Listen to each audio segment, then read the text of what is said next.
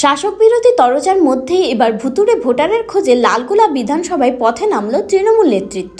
সেই মতো ছুটির দিন রবিবারকে বেছে নিয়ে যশোরতলা অঞ্চলের দৌলতপুর বুথে বাড়ি বাড়ি ভোটার তালিকা হাতে দেখা গেল তৃণমূল নেতৃত্বকে। এদিন উপস্থিত থাকেন জঙ্গিপুর সাংগঠনিক জেলা তৃণমূল যুব কংগ্রেসের সহসভাপতি মোহাম্মদ নূর আমিন, অঞ্চল সেক্রেটারি নাজিম উদ্দিন শেখ ও স্থানীয় তৃণমূল নেতৃত্ব।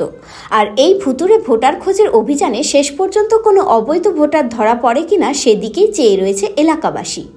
গত 27শে ফেব্রুয়ারি 2025 নেতাজি ইনডোর স্টেডিয়ামে দেশনেত্রী মমতা বন্দ্যোপাধ্যায় এবং সর্বভারতীয় সাধারণ সম্পাদক মাননীয় অভিষেক বন্দ্যোপাধ্যায় তথ্য ও প্রমাণ তুলে ধরে দেখিয়েছেন যে বিজেপি সরকার ভারতের নির্বাচন কমিশনারের সহায়তায় দিল্লি, মহারাষ্ট্র, মধ্যপ্রদেশ ও হরিয়ানার মতো বাংলাতে ভোটার লিস্টে প্রচুর ভুতুড়ে ভোটার অন্তর্ভুক্ত করেছেন।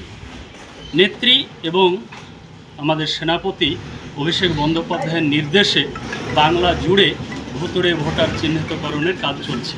আজকে আমরা লালগোলা ব্লকের দৌলতপুর বুথে সেই ভুতুড়ে ভোটার চিহ্নিতকরণের জন্য ডোর টু ডোর যাচ্ছি।